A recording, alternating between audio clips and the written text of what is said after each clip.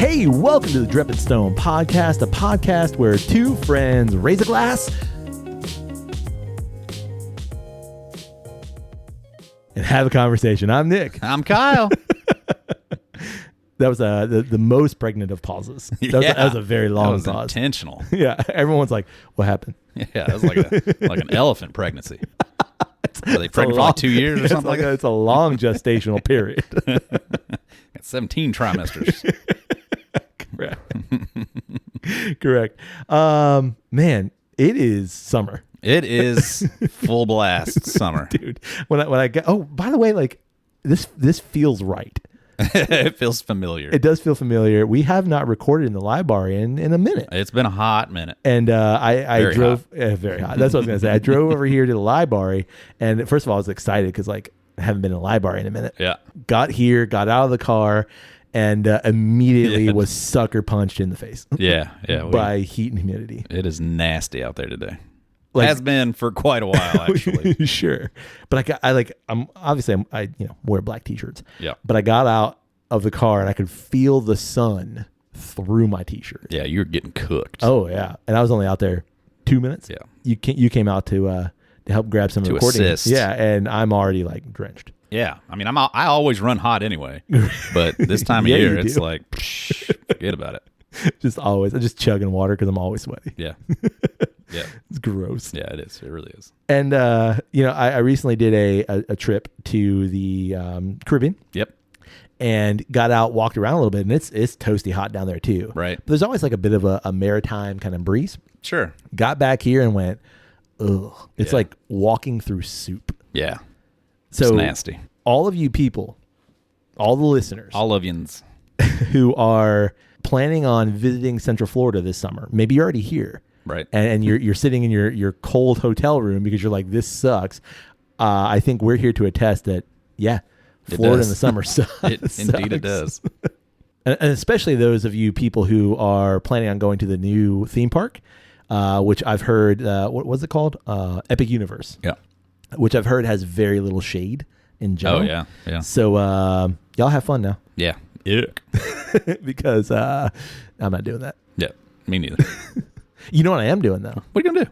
I'm going to crack open a beer. You want a beer? Hey, all right. Yeah, because this is a Drip and Stone episode, Kyle, and that's how we start things. We need a beverage. We do, and we've got a special beverage. Oh. Yeah, one that we've actually featured before. Yeah. But this is just how we're starting the episode because, well, everyone's read the episode. We are talking about Jaws. Dun-na.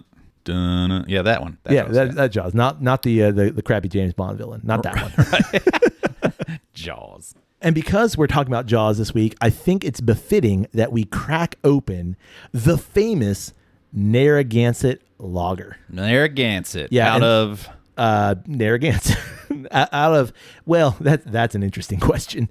Technically, the Narragansett that we're drinking is made in Rochester, New York. Okay. Narragansett went through some changes over the last years, but they've been brewing technically since 1890. Wow. But Narragansett is right there on the bay in Providence, Rhode Island. It's a great spot. They're doing small brewery stuff there. But if you go to a store and you find a can of Narragansett lager, which, Kyle, is made on honor and it's sold on merit. I wouldn't expect that. Well, it's on the can. Oh. Hi, neighbor. Hey. That this is actually neighbor, what? Havagansett. Havagansett. Hi, neighbor. Havagansett. Nice. This is actually brewed in New York. But traditionally, yeah, it was in Rhode Island. In Rhode Island, yeah. They got bought up. I don't. Or did they just move location? I don't know, like all the history of it, but like so many of these older beer brands, it was, it stopped being brewed for a while. They brought it back, blah blah blah. This, that, and the other. Fair enough. But yeah, it's named after Narragansett Bay, which if you look at Rhode Island, that's basically most of the state. Gotcha. The ocean state. Gotcha. But why we're doing the Narragansett lager, Kyle, is because in the film Jaws, yep, Quint, that's his go-to. Yep, is Narragansett, and he crushes. If you've ever seen Jaws, he crushes a can like it's nothing. Yep, shoots a beer. Yep, crushes that can, and then Chief Brody crushes the the styrofoam cup. I think it's plastic. I think it's just like a plastic cup. But is it Brody or is it it's Hooper? It's Hooper that it's Hooper that crushes it. Yeah. All right, so let's open this and crush one. Let's do it. What'd you think of that? Oh, that was beautiful. I don't think Narragansett's really a glass beer, but we're going to do it because we only have one can. Yeah, one tall boy. Man, that sounds great. Thanks. Okay. When's the last time you had a Narragansett? Can you name it? Yeah, 3 days ago, maybe. Oh, yeah? Oh, yeah. You keep them on. I do, yeah. Narragansett, and Carol. It's because my wife Carol, she loves Narragansett. Yeah. It's one. I'm gonna say it's her favorite beer. Is it easily found around here? Yeah, surprisingly, and I think it's because there's a lot of people from New England that come down here. Yeah. You can pretty easily find it at our local Publix supermarkets. Do they? Yeah. They come in tall boys basically only. I think that's all I've ever seen it. Okay. And 6-pack of tall boys. Can't beat it. And it's like, I don't know, $10 for a 6-pack, something like that. If you go to like a Wine Totally, sometimes you can find them there. They are distributed better down here than they used to be. Gotcha. But we've got a local store that always carries it. And so that's my wife's go-to beer, and I'm for it. There you go. I can remember the last time I had one. Yeah? It was with me? Yeah. When we did it last time for the episode. No. No? No, we've had one since then. Oh, on the golf course? Maybe, but no. When did we have one? We had one in Maine. Did we really? At that Tiger breakfast Oh, yeah. shop Yeah, thing, we whatever did. the hell that was. That's right. But they had Narragansett. They had Narragansett. Oh, my God. I totally forgot about that. That was the last one I've had. Yeah, man. And it's a light beer, man. It's just beer. But it's not light beer. I wasn't going to say that. It's a light colored beer. Yeah. But it definitely doesn't look like, golden. like a Michelob Ultra. No. I don't mean that. Color I'm going to say golden, but Yeah. it's not like it's not a stout. It's not something super heavy. Nah. Comes in at 5%, so it's, it's not going to Not gonna wear you out. Yeah, not gonna make your day worse for the wear if you have one or two. There you go. Malty goodness on the nose. Yeah. Smells like beer. Smells like beer. Like in the best way. Yeah. Just a slight hoppy note. Yep. Little dank, some sugary notes. Yep. Some sweetness. But just overall, smells like beer. Yeah. Smells great. Yeah. Smells like summer. Shall we? Yeah, we shall. Hell yeah. What's it taste like? Tastes like beer. Exactly. All the same things. Yeah. Like it's a perfect match for the nose. I would say all the same stuff. It's malty deliciousness, a little touch of sweetness. Yep. And just a little bit of beer funk on it. Yeah. Fucking great. Easy going. Yeah. Easy. This to me, it's it could be a lawnmower beer. Sure. Could be a cooling off beer. Could be a dinner beer. Dinner beer. It's just a good all around beer. Tastes like beer. Tastes like beer. That is a beer. Quint, I understood now. Like, I mean, hell yeah. Sitting on a boat, chasing a fucking monster shark. Hell yeah. I'm cracking one of these open and just chugging it. And yeah. As soon as I see it, I'm going to throw that can and ping it right off that shark's forehead. Exactly. Bing. Exactly.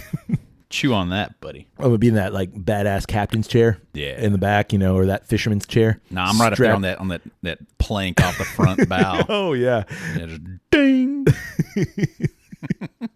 I think it's one of those. I've come to realize like I love a lot of variety in beer, but I always gravitate back to something like this. Yeah, for sure. Something that's just not challenging. It's not going to break the bank. It's not challenging. It's perfection. Correct. It's beer perfection in every sense of the word. Of like when you think quintessential beer, this is it. Like this is what you really think of. Correct. Like this would be the dictionary. This image. Beer. This is what beer is. It's this. Yeah, and I think that like a lot of people that love light beer, like actual light beer, right? They get a light beer and a light beer tends to be a little more watery. It tends to be a little more bland. Sure. Whereas something like this, it is not a light beer. It is straight up lager, is really what they want. It's not super filling. It's got a little bit of chew. Yep. On the mouth, but it's got a lot of the flavor of beer. Yeah. Just a smidge of viscosity. Mm-hmm. So it's got some mouthfeel to it. And it's not watery. It's not going the other direction of being like overly flavor overload. Exactly. It's not going that way. It's just like in this sweet spot. It's going to pair with things. Perfect. Oh yeah, totally. And that's, I mean, to me, like one of my favorite things to do when I'm in that area is go to a clam shack and, get some clam strips, get some, maybe a clam cake and get a good chowder and a Narragansett. Yep. And like that's what I want because it's going to pair with all those things super well. Yep. Some fried fish. All of that to say, this is a fantastic beer. Yeah, that's great. That's great. And I know that we've said it before on the episode where we featured it, and not that we're not talking about it here, but made on honor. So if you got it right, and it's you keep it simple, nothing to go wrong. Not at all. Just perfect. Is this like, do they do any kind of experimental stuff, releases and things? Yeah.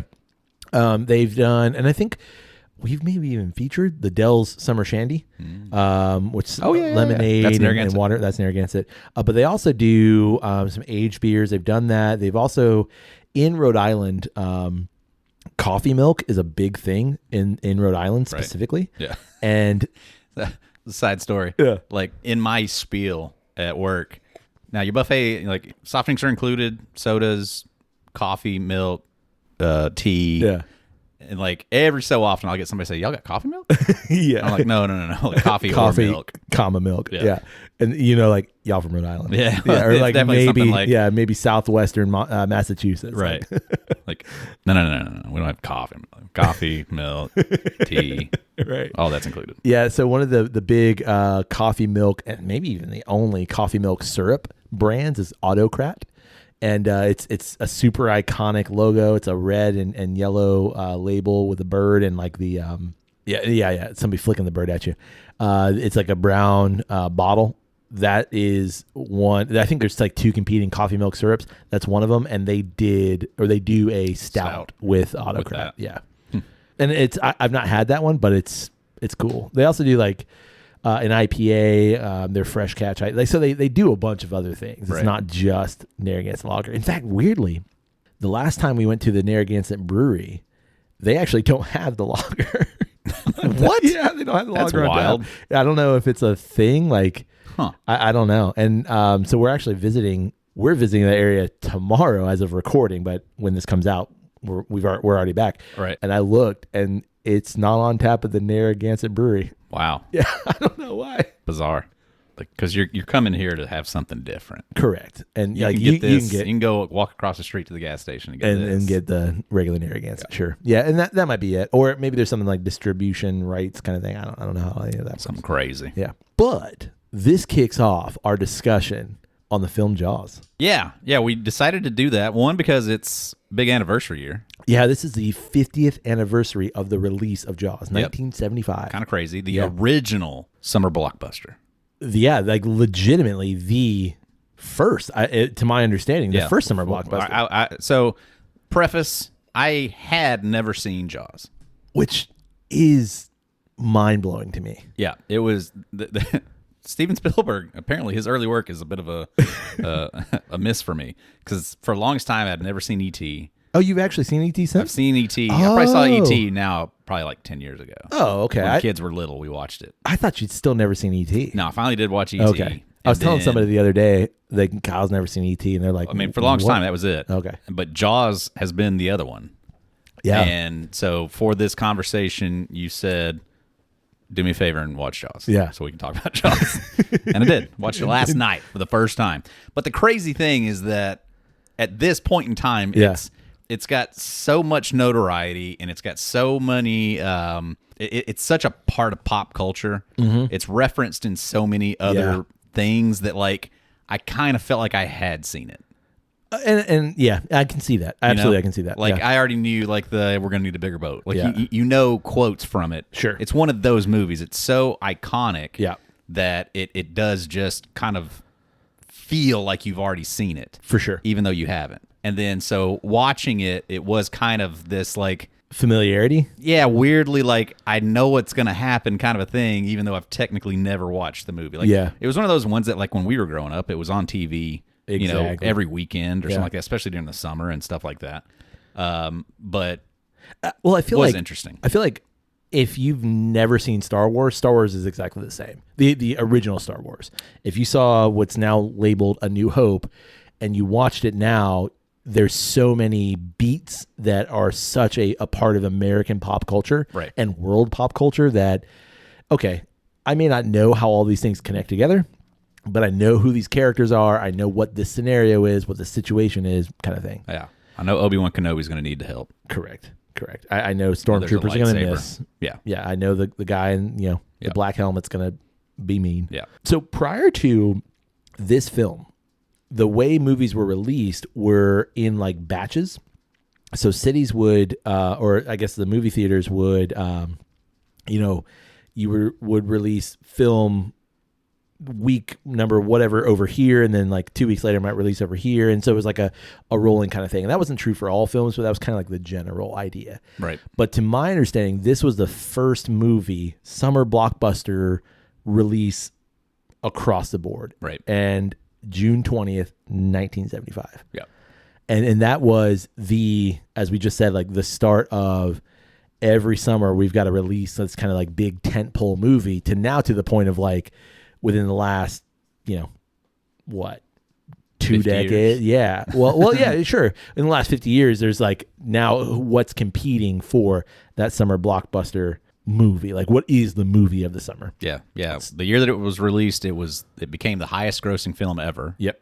And then was overtaken 2 years later by Star Wars. Correct. So yeah, I mean, it was the original summer blockbuster. Yeah. And like I was while I was watching it, I was Googling stuff and like, trying to figure out who actors were, what are the things have I seen you in, and like looking up like some of the stories of like it being made and stuff, but like on a $9 million budget. Yeah, which is nothing. Yeah. Made $450 something million.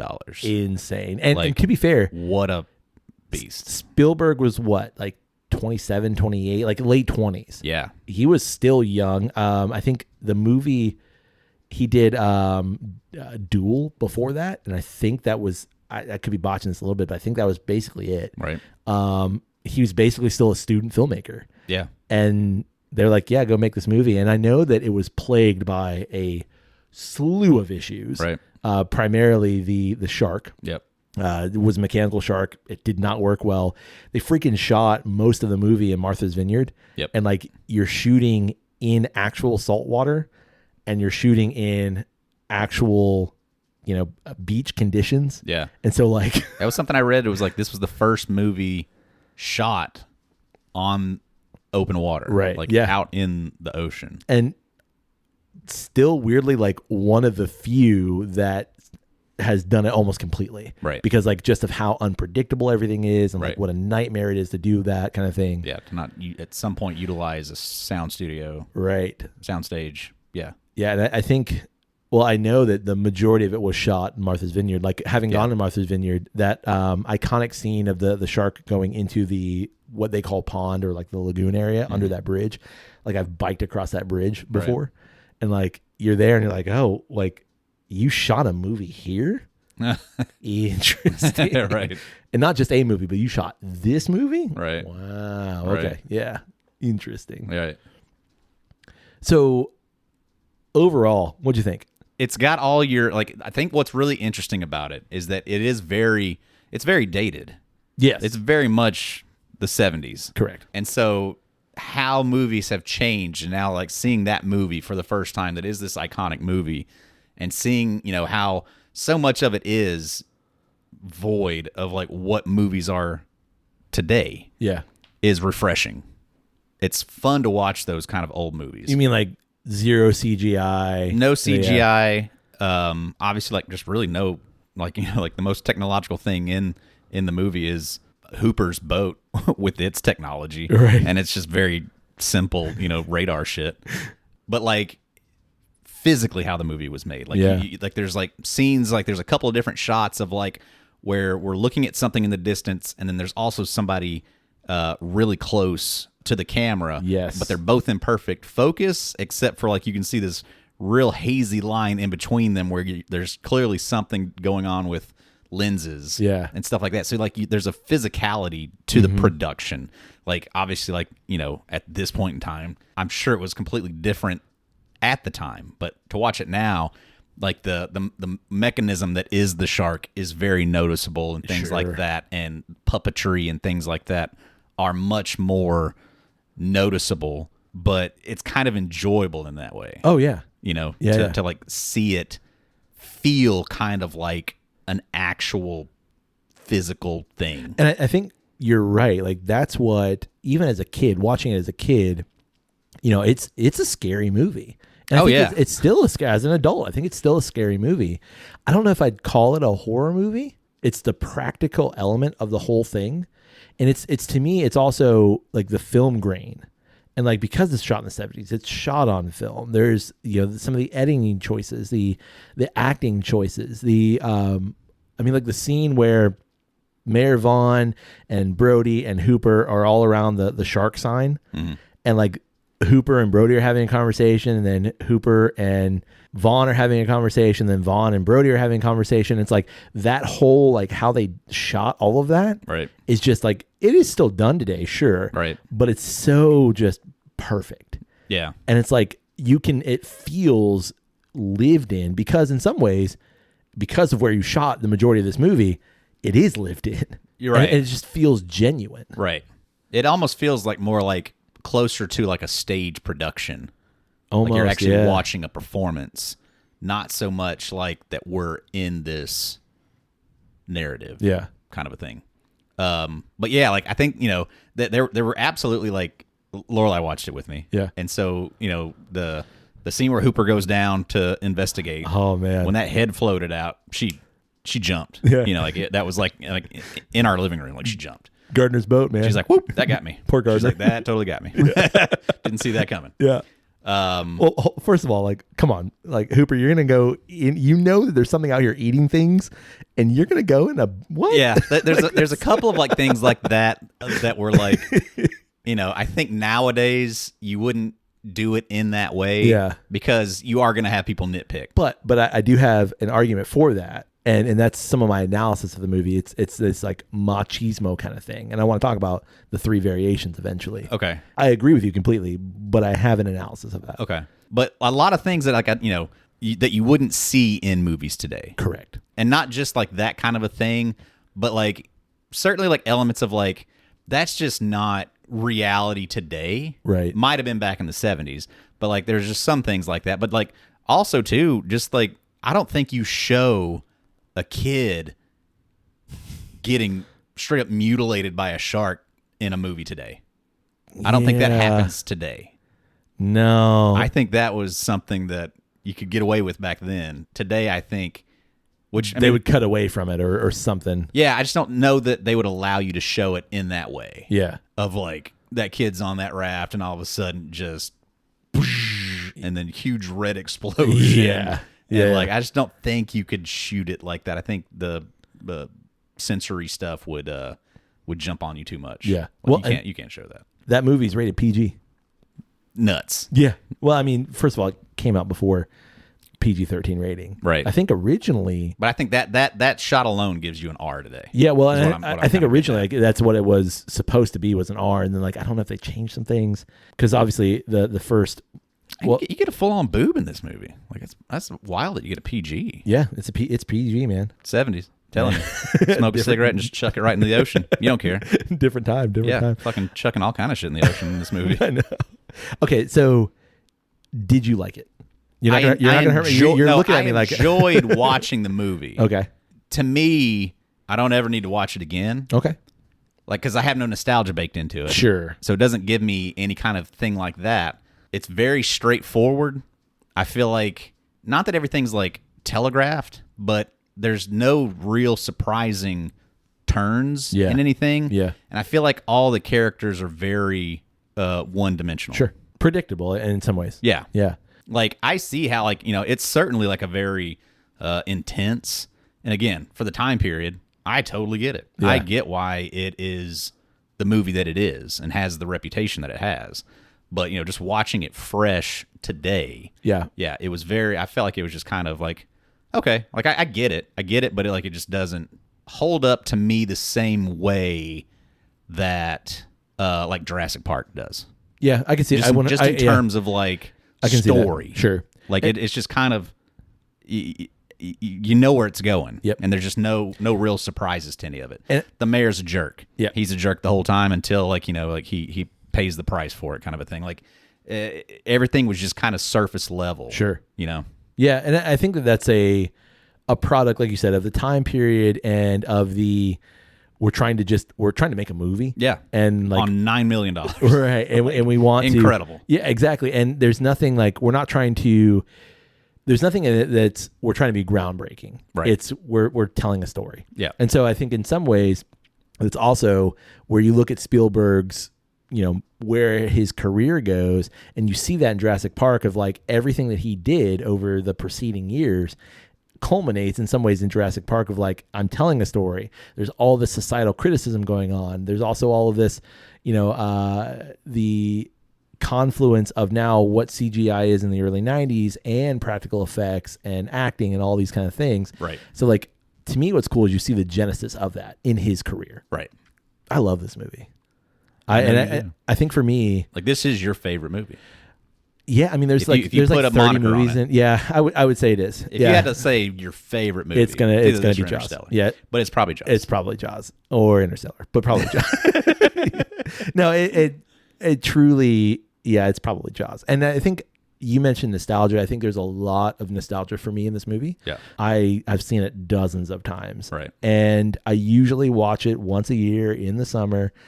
And for me, there's this like, because it's so predictable and because I've seen it so much, I'm always also, same with Gatsby, reading Gatsby, I'm looking for things that I don't know. And that's what makes it interesting to me too. Right. Of like, I know the, the movie, I know exactly what's going to happen. Like things that you don't know about the production? No, like things that I've never noticed before, or like just little, it's like minute things of like, why did Roy Scheider do this versus this? Or like, maybe things that I've forgotten. I've seen it again so many times over the last 30 something years that I don't remember that. Or like, I was listening to somebody talk about Jaws. And so Ben Gardner, that's his boat that you see Hooper dive into.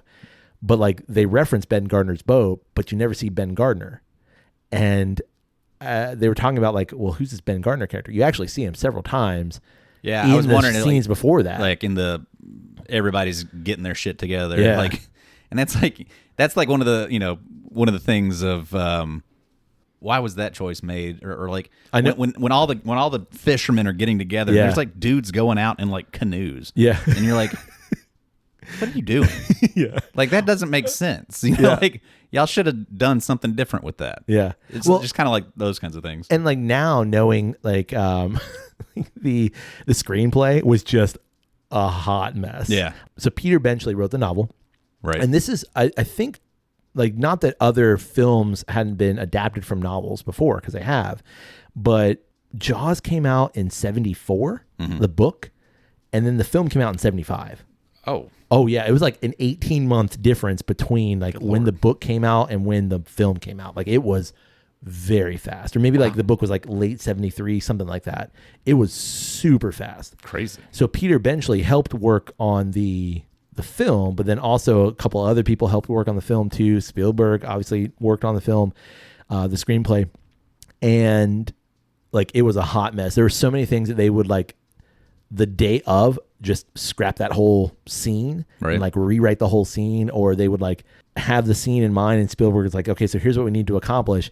We need to write the scene. So, Scheider and Dreyfuss have things to say, and they would do that kind of on the fly. Right. So like, I think it shows. And that's what I mean. Like it almost feels more like you're watching a play. Right. Because it does, so much of this movie has that kind of element of like, we're just utilizing what we have available. So like, yeah, you can go watch, a Broadway play where they've got a huge budget and it's a whole ass production, but then you can also go watch that same play in a local theater where they're just kind of scrapping stuff together, and that's what this feels like. It does. It has that kind of aesthetic to it. Yeah, and I think that's partially why I like it. Yeah, I totally get that. And like I also have an affinity for New England as a whole. Like I do like New England. Yep. Except for you, Boston. I don't like Boston.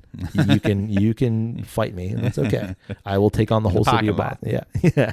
Parking your car down by the river. Sounds like from New York. So that was a weird joke too.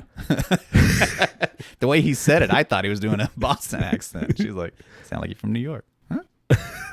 Again, I adore this movie. Yeah. I do have some analysis of the movie. Okay. But at first I want to talk about a little bit of the book. Okay. Because you've not read Jaws. Okay. I have read a book about the USS Indianapolis several years ago. Yeah. So that was kind of a cool, like as soon as he said that he was from that, I was like, yeah, that's cool. Yeah. Makes it way more, like I was super pissed off when he died. But yeah, I was like, oh, fuck. Why'd y'all do that? Like, why do you let him die to this shark? He fucking survived that shit. I guess like there's something poetic about he died that's exactly why. The same way that his fellow Navymen did. His whole being post the Indianapolis was also getting revenge on sharks. Right. And so like again, I think that poetic of like, well, the shark ultimately got revenge on you, if you will.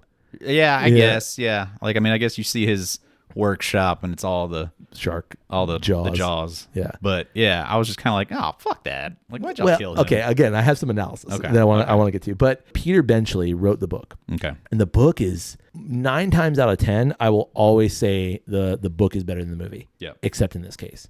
The book is just bizarre. So like Richard Dreyfuss, who plays Hooper, he is still the out of town boy, has a love affair with Brody's wife because like she's also from this like wealthy family, and she goes to Amity and like falls in love with the local boy who's Brody. Ultimately, Brody goes to New York and is a cop there. Then they go back to Amity and like their marriage is on the rocks anyway. So like there's this weird super love thing going on. Mayor Vaughn is in bed with the mafia somehow, which is why like all the decisions that he makes of trying to keep the beaches open is really because of that. Right. Hooper dies in the book. Like there's some like weird subplotty things that just are, it's bizarre. Right. I'm not saying the book is bad. See, like I felt like that would have made more sense for Hooper to die than Quint. See, and I think that that's a part of also you have the source material and they're trying to deviate a little bit, but also like write some of the things in there. Like, it's never explained why Mayor Vaughn's a dick other than like he's the mayor. But like when you add I mean, it's, you know, they depend on, this is their tourist season. Correct. They depend on that.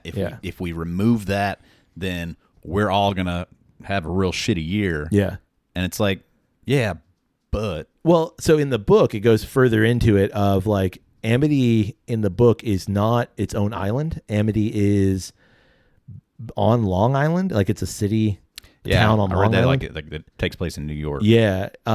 Whereas in the film, Amity is basically Martha's Vineyard. It's its own island. Right. So in the book, he talks about Mayor Vaughn kind of goes into this is it. Like we only have, June to August to make all of our money. Right. And if we don't, like I think the line is something like 3 out of 10 families are on welfare the rest of the year, but like it's feast or famine kind of thing. Right. And people leave Amity because there's no jobs here. So like we depend on this. There's nothing that we have to do this. Right. Which is discussed in the movie, but not to that extent. Yeah. Like, no, it's just like, we got to make that tourism dollar. Right. And so, but when you add the more nuance of like, he owes money to the mob somehow, and there's some other things, like it actually adds to the characters. But I think for me, the film in this case is just 1,000 times better than the book. But that's just me. Right. What was your favorite character? Probably Quint. Yeah. Why? Just like the rugged pirate that he is. He's very much like a fish out of water. Yeah. He doesn't really get along with society because of the shit that he's seen. Like he's no good to it. Like, and he is just like this, like I really kind of was hoping at the end when he gets bit that it was just going to take his leg off and then he's going to have a peg leg and be just like a legit pirate. Yeah. Or like get his eye gouged out or somewhere and he's got to get an eye patch. Like he was just literally going to like turn into like this old man in the sea kind of a thing. That's what I was rooting for when I saw like the attack happening. And then like, oh no, fuck, he's got him up to the waist. He's getting like, bit in all right, half. Back went. Yeah.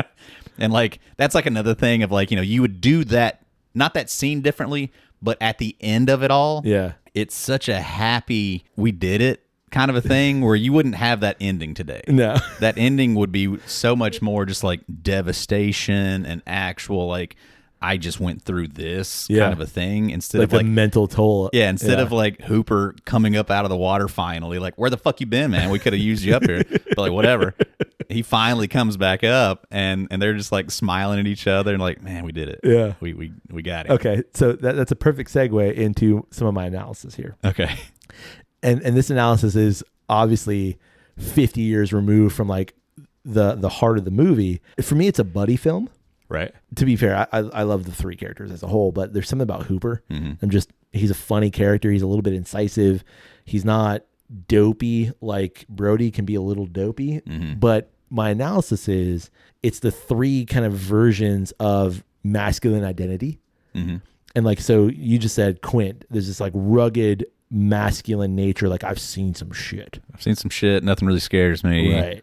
Because I have no fear. Correct. Because I've seen shit. Yeah. Hooper is the intelligent bravado because of that intelligence and experience in that way. Yep. He has an experience. Bit nerdy. Correct. And so there's the masculinity in that way. And Brody is this kind of like, I'm cowboy. Like the cop kind of idea. Like, I have this authority, but I'm also not a fighter. He's the moral compass for the movie. Correct. And he's also, his masculinity is a little less on display, where like they're showing the scars and he like lifts his up and it's like an appendix scar. He lifts his shirt up and like, he's like, I'm not going to share. Yeah. And he like puts it back down, or he's very That's funny. I didn't even pick up on that. I remember making a joke about it when he did it. And I was just like, what the fuck was that? Yeah. Why did he just like look in his pants? Yeah. So like I've got, no, I don't want to talk about it. Hooper shows like the tiger now. shark or bull shark bite on his leg or whatever. Yeah. Quint shows the one from the Indianapolis, and then the one over his heart, so and so. Oh yeah, that's the bad one. Yeah, and Brody lifts it up, and it's an appendix scar because he's not as experienced as they are in that same way. So I think it's like this kind of version of masculinity, and why this works is you have these three versions of men put on an island, if you will, together. Right.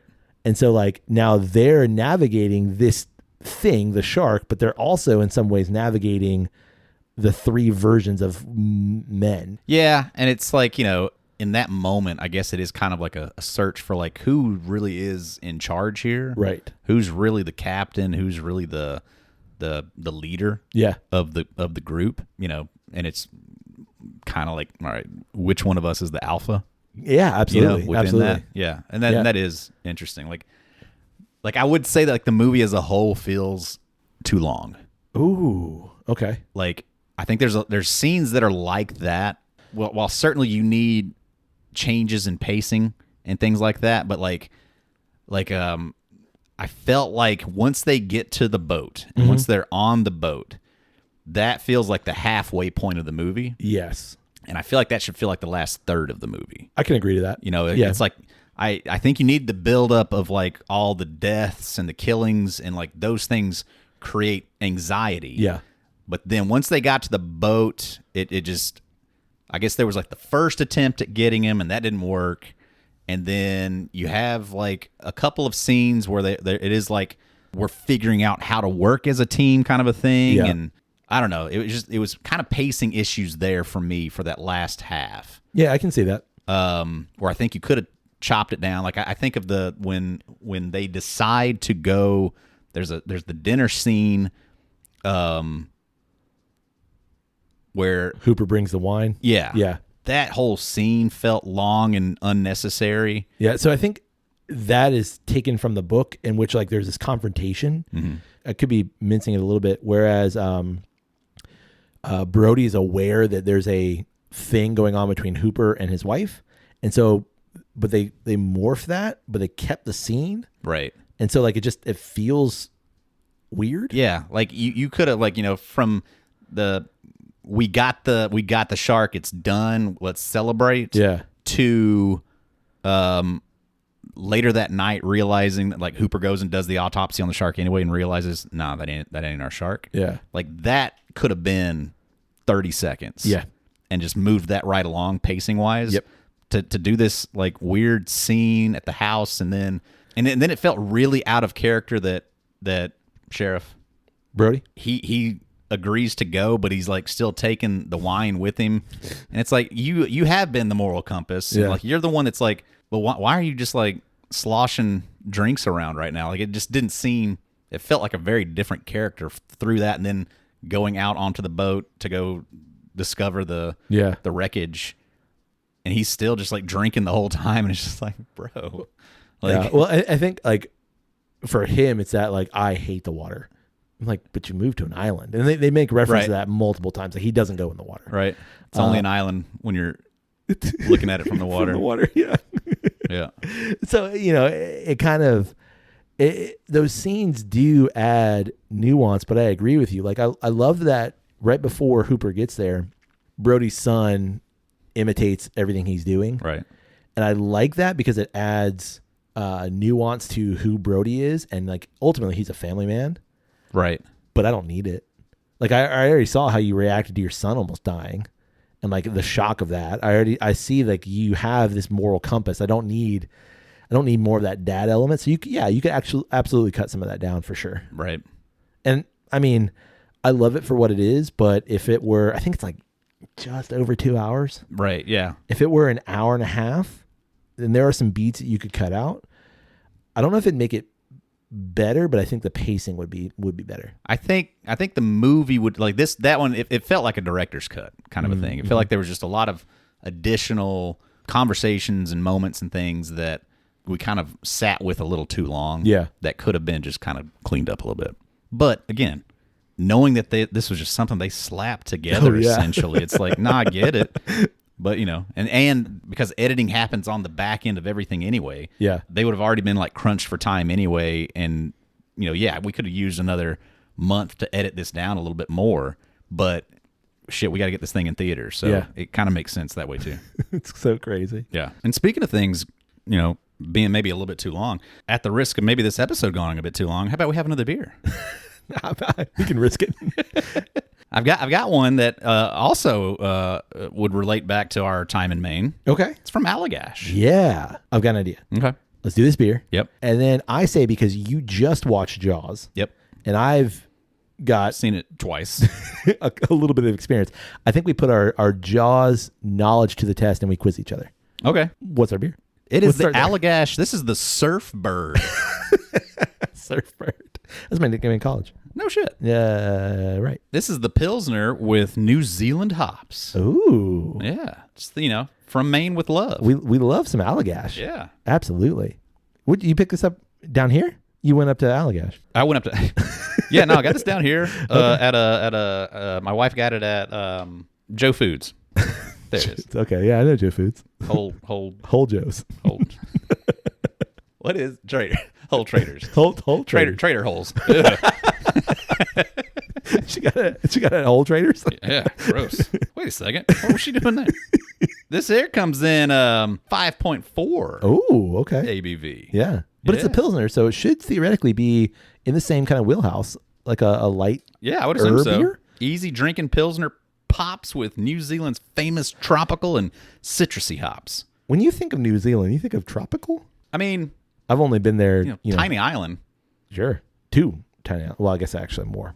But yeah, I mean, I feel like tropical would make sense. I mean, obviously, I think in New Zealand, I think of Lord of the Rings, which is like that's what I was just gonna, nothing tropical. Yeah. Whoa. Got a whiff of that. It's a little. I love this can, man. Like it starts with the orange at the top and kind of fades into the pink. Yeah, a little tropical sunset. Oh, I get it. Surfbird. It's a puffin. Yeah, yeah, a little puffin. New Zealand's known for New Zealand puffins. Penguin. The puffin. Yeah, I like it has like a texture to it. It does have a texture. Yeah, I spared no expense. Spielberg reference. Yeah, I got it. Got some tangy funk on it. It does, but it's a fruit. Like when you get past that first initial like tang, it's fruit. Yeah, tropical fruit. Yeah, it maybe smells, like a guava. Yeah, it smells like a tropical fruit salad. Like, you know, crack open that Dole can, not Skull can. That's a different kind of can. And it's really nice. It's a little hazy. Yep. But I'd say on the lighter side, golden straw. Yeah, I would say it's a shade lighter than the Narragansett. Agreed. But yeah, much more haze. Shall we? We shall. Ooh, surprisingly bitter. Yeah, that's actually a really nice bitter. That's a crisp man. bitter. That like that eases into a sweetness. That is so interesting. Yeah, that's pretty fun. I expected more hop. I expected a little bit more of the IPA note, but that doesn't come into play with the exception of the bitter. But yeah, it's a crisp bitter. It's got a really good mouthfeel. Not so much oily, but like chewy, just thick. But like not in an oily way, like not in a clingy way. Yeah. It's clean. The finish is not days long. Like it's still a little bit, like you said, clingy, a little bitter, but it doesn't like just hang on forever. Yeah. No, there's a lovely like that bitter pillow aftertaste that just kind of sits on your palate. Is nice. Yeah. Man. Pretty complex and like not at all surprising being from Allagash. No. It's not in the same vein as like something like a Narragansett. This is you want to think about this a little bit. I mean, you could totally just, crush this if you wanted, but there's more to think about here. Yeah, for sure. It's not a beer flavored beer. Mm-mm. It is really nice though. But yeah, I don't mind it. But it's not a crush on the beach. No. Brew. Yeah, this is more like sitting out on your balcony. Yep. After you've come in and had a shower. Correct. Like you've mowed the lawn. Yeah. And you're cooling down. Yeah. And you want something to help cool you down, but you're just going to sit here for a but you're not parched. Correct. Yeah. I think this would be a tough drink if you're like, man, I need to get some fluid in me. Yeah. This is you're going to fight this one. It is a fantastic beer though. Yeah, rather tasty. Don't mind it at all. All right. So, all right. As promised, you want to do a little bit of Jaws trivia. Yeah. Let's Okay. give it a shot. See how well I paid attention. Okay. We've got 5 questions. We've got 10 questions. All right. 5 are going to be on the easy side, and 5 are going to be difficult, if you will. Those are yours, and I get the 5 easy ones. I see you ask me the 5 easy ones, and I'll ask you the 5 hard ones. Because, like, in a situation, if I was doing, my all-time favorite movie, I would feel confident. What is your all-time favorite movie? Be hard to place it. Like, just never seen that one. Right off the top, I go straight to Indiana Jones: Last Crusade, but might would require me to give me a little bit more thought into it. I am confident that Last Crusade, you would beat me in a quiz on Last Crusade for sure. Yeah. I've seen it, but it's not my favorite Indiana Jones. Well, but what I'm saying is, like, I would feel confident in answering really difficult questions about that. Okay. Fair. I will ask you. Yeah, I mean? I'll ask you the easier questions, and you ask me the hard questions. Okay. Number 1. Yep. Ready? What is the name of the island where Jaws takes place? What's really funny is, like, during our whole conversation, I couldn't remember it, but you said it so many times. Well, not so many. You definitely said it a few times, but it's Amity. Amity Island. That is correct. These are multiple choice, so I can give you multiple choice if you need it. Yeah. Okay. No, when you finally said it, I was like, that's right. I knew it was 5 letters. I could remember that. Yeah. But I could not remember what those letters were. Amity. Which means friendship. Yes. Number 2. What is Chief Brody's first name? Daniel? Do you want me to give you? I got multiple choice. Yeah, give me some multiple choice. Richard, James, Martin, or Jack? Bummer. Yeah. Daniel, not one of them. Nope. Same again, Richard, James, Martin, or Jack? Huh. Yeah. Richard. That is incorrect. Bummer. His name is Martin. Yeah, I think Hooper is the only one that refers. No, Vaughn might refer to him as Martin too. I think Hooper refers to him as Martin, but Quinn only calls him Chief. Right. Yeah. All right. Yep. So you got half right now. Yeah, I'm doing great. Number 3. What do the 2 towny men throw off the pier to attract a shark? The 2 county men? Towny, the two men from Amity. What do they throw off a pier to attract the shark? Yeah, I got to give me multiple choice. All right, they throw an empty wetsuit, a mannequin, a roast, or a trout. Don't know. I'm going to say trout. A roast. The wife's. I think it's the wife's Sunday roast. Yep. I got one for you. When we first see Quint, he is walking into a pub. What is the name of the pub? Oh my God, that is what? Holy shit! I remember the scene. I remember the scene too. What's the name of that pub? Is this multiple choice? Yep. Okay, give it to me. Lobster Lagoon. Yeah. Seaside Pub. Okay. Whalers Tavern or Oysters Cove. Oh my God. I'm gonna go with Oyster Tavern. It was either Whalers Tavern or Oysters Cove. Oh, I'm gonna go with Oysters Cove. It's definitely not Oysters Cove. Okay. Wow. It's Whaler's Tavern. That was my second choice. Yeah, you were right there. You got Tavern. Got Oyster's Tavern. Okay, give me another one. The first time you see Sean Brody on the beach, he is singing a song. Oh my! What is the name of the song? Did you just Google like impossible? I said difficult Jaws trivia. Okay. Multiple choice. Sure. Itsy Bitsy Spider. Row, row, row your boat. Hush, little baby. Do you know the Muffin Man? Oh, I'm down to 2. I'm gonna go row, row, row your boat. Not row, row, row your boat. Muffin Man? Do you know the Muffin Man? Yeah, those are the 2 I was between. Sean is clearly singing Do You Know the Muffin Man. This can be heard right before Alex Kittner is killed. Yeah. So you've done 3. Give me one more. All right. Oh, God, I don't like that. In the scene where a teenage boy is throwing a stick to his dog. Oh, yeah. What is the name of the dog? This is ridiculous. Like, okay, Jesus, man. You've watched this movie enough times. I have, You've got to like, be able to say, I know that scene. He throws I do know the scene. Does the dog die? No, but You never see the dog again. yeah, but I think that dog died. I think the dog dies. Now that you say that, yeah, you might be right. Yeah. I think that. Like we were sitting there watching that, we were like, don't let him get the dog. yeah, I think he does. Don't. And But then you don't then see it. you just see the stick That's floating in the water. True. Yeah. I think we're insinuating That dog done dead. got Yeah. dead. Okay. Give me a multiple choice. Piper, Pippa, Pipit, Pippin. That's some fucked up multiple choice. Piper, Pippa, Pippit, Pippin. I'm between Pippet and Pippin. Yeah, I can take out Piper and Pippin. It's either Pippa or Pipit. It's Pipit because the way he's. Ooh, I know because in that scene where you just see the floating stick, he's calling the dog's name. Right. That's what I'm saying. You gotta play that line through your head. Pipit. I'm gonna say Pipit. You're right. Yeah. Ooh, Pipit. 1 for 3. 1 for 3. We're both 1 for 3. That's okay. Wow. Okay. All right. I'm gonna give you another one. All right. How does Brody kill the shark? By blowing up the compressed air tank. Yeah, he jams a compressed air tank into its mouth and shoots it. Another thing, like that needed to be condensed. Yeah. He chucked it into his mouth, and it's just like gargling in his mouth for like 5 minutes. Yeah. Like, no, he wouldn't. Yeah. He would have spit that thing out. Like that needed to be like chuck, boom. Correct. You know, like that needed to be way faster. Like he's not just gonna swim around with that thing like bobbing in and out of his mouth for 5 minutes. Yeah. All right. So I'm gonna ask you one that's not multiple choice though. Okay. Finish the quote. By Quint. Okay. For that much money, you get the head, the tail. Oh my God. How much money? Was it $10,000? Yeah. Yeah. For that much money, you get the head, the tail, and the whole 4 words. and the whole shebang. Yeah, I don't know that one. The whole damn thing. The whole damn thing. Ugh. Okay. I got another one.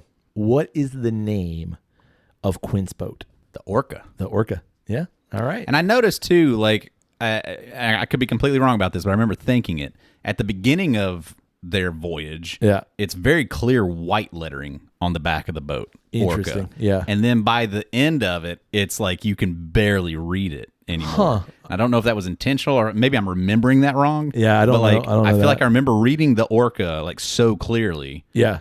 And then, but by the end of it, towards, after the ship's already starting to fall apart and stuff like that, and they're working on it, it was like you could barely read the letters anymore. Interesting. I was like, huh. Wow. Was that just like y'all failed to notice that? And my last question. When Hooper is in the Brody residence, he tells Ellen that he was leaving the next day to spend 18 months on a boat. Gross. Yeah. What is the name of the boat? Oh, that's ridiculous. That's so stupid. Is it the Nautil, the Aurora, the Jason, or the Sea Wind? It's the Aurora. It is the Aurora. Yeah, it's the Aurora. First of all, because the other 3 doesn't sound like nothing. Yeah, and I know that I know that quote. I know that conversation. I got a few more. Okay. All right. So what does that give me? Two for 5, and you're 3 for 5? I think we're both 2 for 5. Nah, you got 3. Okay. Yeah, you 3 for 5. Okay. I'm going to give you a bit of an easy one. I'm not giving you multiple choice on this one. Okay. Because I would have known it without it. Because I just remember it very clearly. And I'm not going to ask you the full digits. Oh. When Hooper and Brody go to the autopsy on the tiger shark, a license plate was pulled out. What state is the license plate from? I think it's New York. It's Louisiana.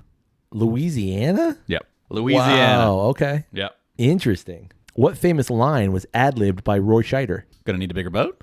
They don't get that bigger boat. They don't get that bigger boat. Yeah, and actually, I heard a story that it was basically like that line was definitely ad-libbed, but he was referring to the film production, and it wasn't actually. It just happened to get caught. And like That's funny. it just it got it. Yeah, That's good. After the autopsy of the tiger shark, Hooper and Brody decide to look for the real shark. While on the boat, Hooper is eating something. What is he eating? Is it crackers? What's multiple choice? Multiple choices: pretzels, cheese curls, potato chips, onion rings. I'm gonna say pretzels. Yeah, eating pretzels. And he said, "Want a pretzel?" Yeah. Oh, I'm gonna ask you a fairly difficult one. Can I ask you a fairly difficult one? I'll allow it. Okay. To test Hooper's knowledge of sailing, Yeah. Quint asks him to tie a specific knot. You know what? Nope. Okay. A bowline, a sheet bend, a sheep shank, or a clove hitch. Yep. No clue. Give me Bow one. line. It's a sheep shank. Sheep shank. Yeah. He says, tie me a sheep shank, and Hooper responds with something like, how do you want it? You didn't say how you wanted it, or something like that. Yep. Let's do one more each, Okay. because it's a weird number, and I like it. Where are we at? 7 each? Who knows? Same question, but for two different characters. First, according to Hooper, how big is the killer shark? 25 feet, 20 feet, 30 feet, 21 feet. Because he's talking about a monster shark, and he's like, this is a huge shark. Ah, boy, I think it's 30. When Hooper sees the shark, he says, "That's a 20-footer." Dang. But then also, according to Quint, how big is the killer shark? Oh, same set of questions, or same set of No, he Okay. says 25 feet, 3 tons.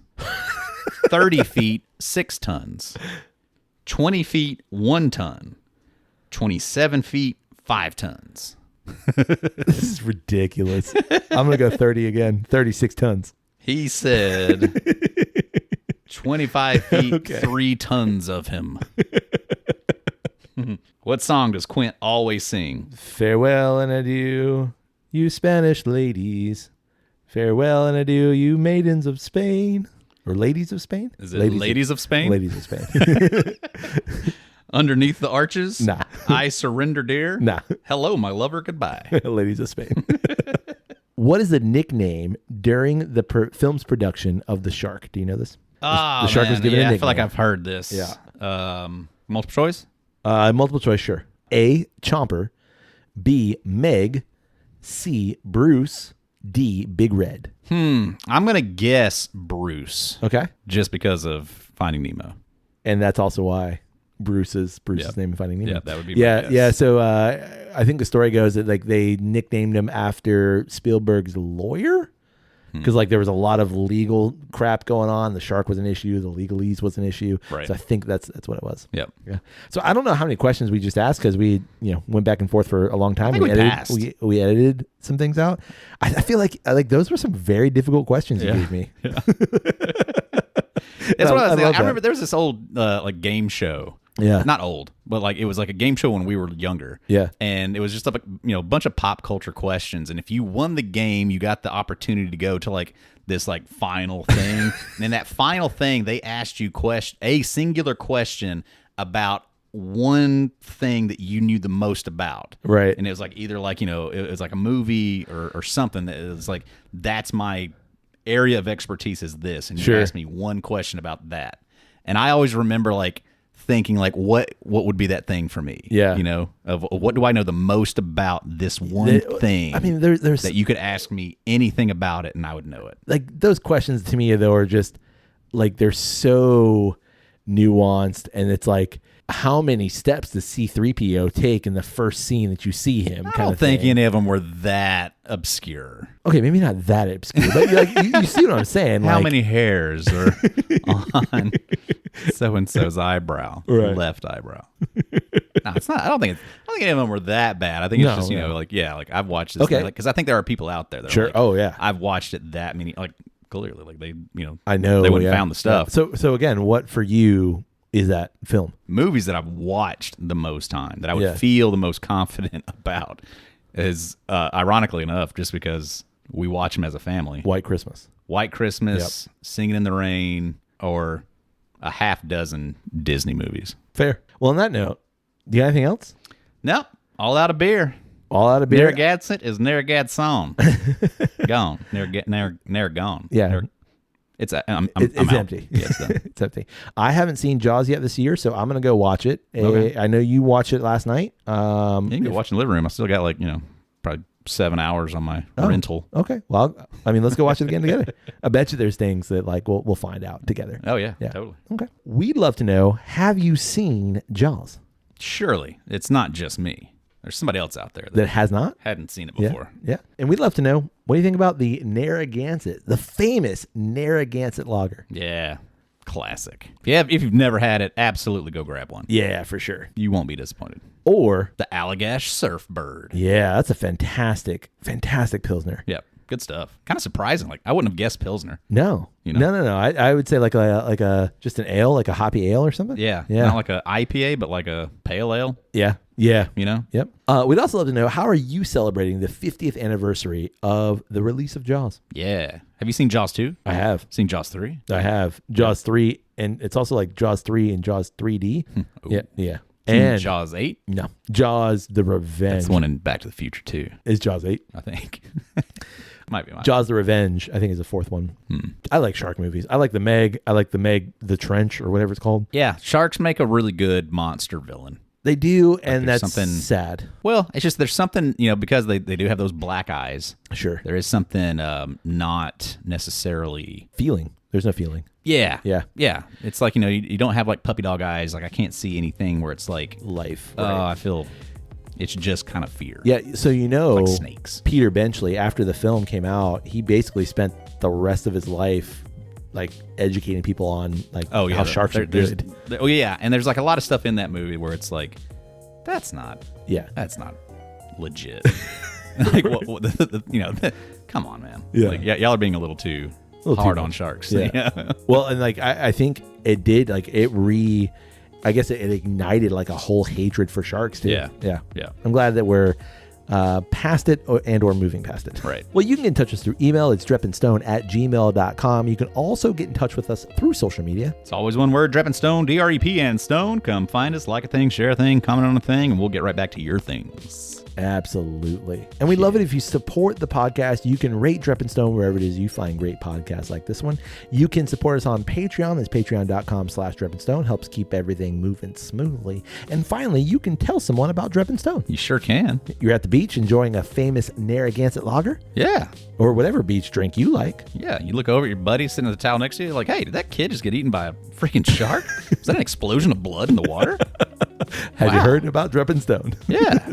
I just watched Jaws the other day, and I listened to a podcast where these two guys talked about it. Should we go make sure that All kid's good okay? things. Yeah, let's go check on that kid right quick. All good things. On that note, hey, buddy. Hey, buddy. May your glass overflow. And your ass never get bitten by a shark. Cheers, buddy. Cheers.